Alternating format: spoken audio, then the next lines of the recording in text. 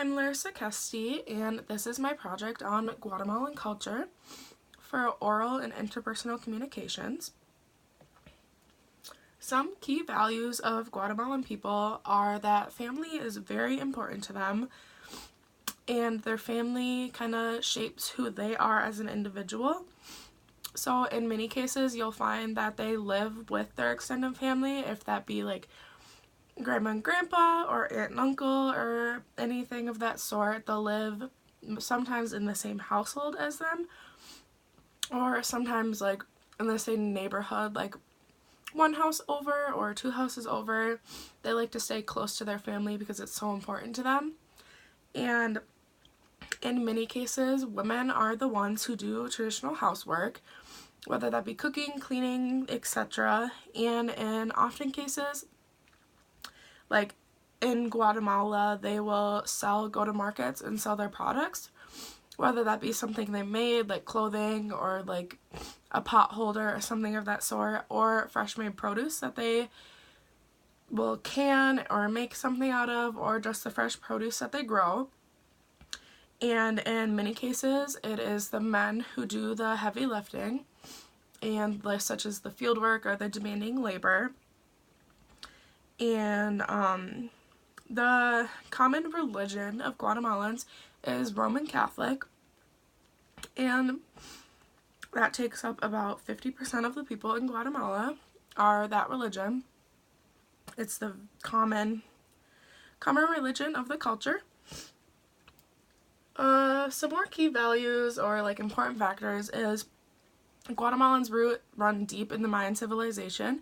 So the Mayan civilization was around in 2000 BC to 900 AD, and that is the south central Mesoamerica area.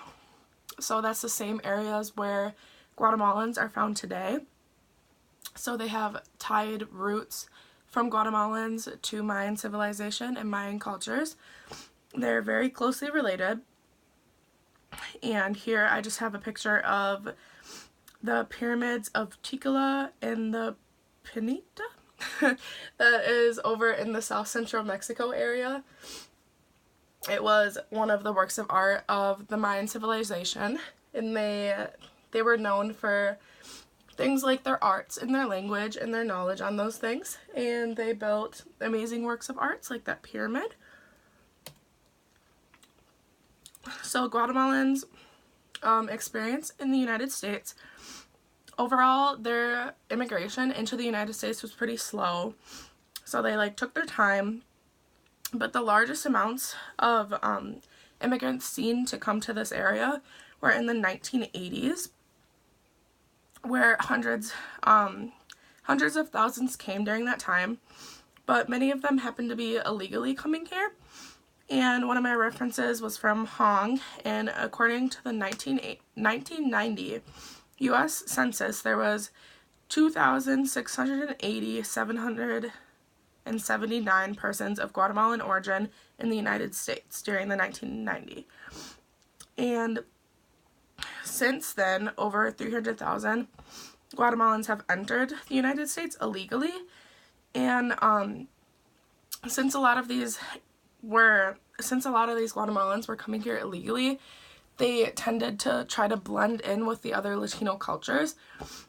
So like in my next slide, it refers to how they decided to settle down in the Los Angeles or Florida areas where there were large populations of other Latinos already living there, such as like other people of like Mexican culture or Cuban culture.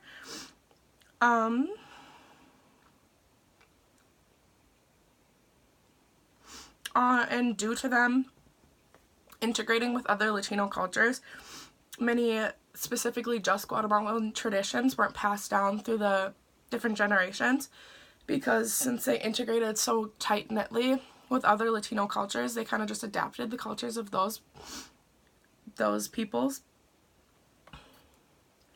Some notable achievements was Guatemala is actually known highly for their jade jewelry. So here I have a picture of this beautiful jade necklace, and for years they've been known for producing these beautiful works of jade jewelry and jade art. And that was up to 3,000 years ago.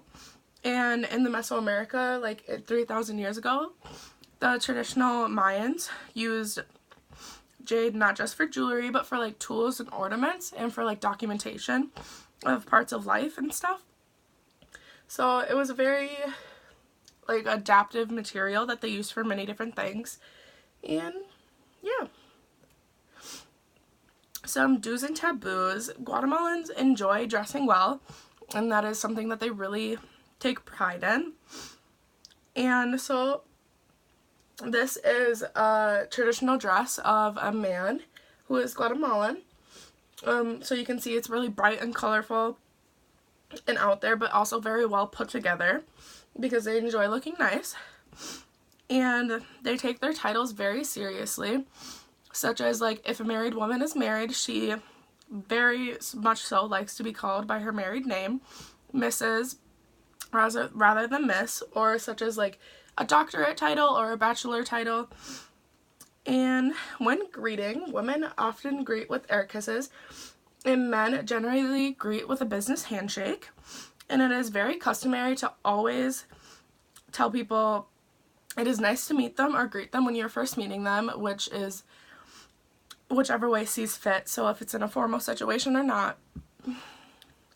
Some taboos is putting your middle finger between your index is a very rude gesture, and talking loudly and obnoxiously in public is also very looked down upon and rude, because they like I said, they like to be seen in a positive way, and they like to present themselves nicely. So when you're talking loud and obnoxiously, that's kind of the opposite of what they enjoy. So important communications patterns are Guatemalans are mainly Spanish speaking as their first language, although since there are ties with the Mayan civilization, some of them still know how to speak the native tongue of the Mayans. And it is important when talking, if you're trying to talk to a Guatemalan or really any Spanish-speaking person in Spanish or their native language, it is important to use proper pronouns and proper formal and informal speaking. And ethnicity is very important to Guatemalans. So like there's they're all Guatemalan, but there's an umbrella, that's an umbrella term. There's Ladinos, Indigenous Mayans, and Guafarian. And those are all under the umbrella of Guatemalan. But although a large population of Guatemalans are the indigenous Mayan peoples, which is about 60%, some important things to note: they are, like I said, very particular with titles, so they like to be called by their titles, whether that be Miss, Mrs., or if they like to be called by their doctorate title on a daily basis. It is important to do so, because if you don't, you might offend them, and you don't want to do that. Being polite is everything, and that not only ties them with using their proper title, but just with the way you present yourself and the way you're speaking to them. Being polite is very nice. And like I said, dressing is very important to them. So if you dress nice, it shows you are nice. And if you dress sloppy, they're probably not going to take you as seriously because you don't look as serious. So it is very important to them that you look nice, speak nice, and be nice. And that is all I have on the Guatemalan culture. Thank you for listening, and you have a great day.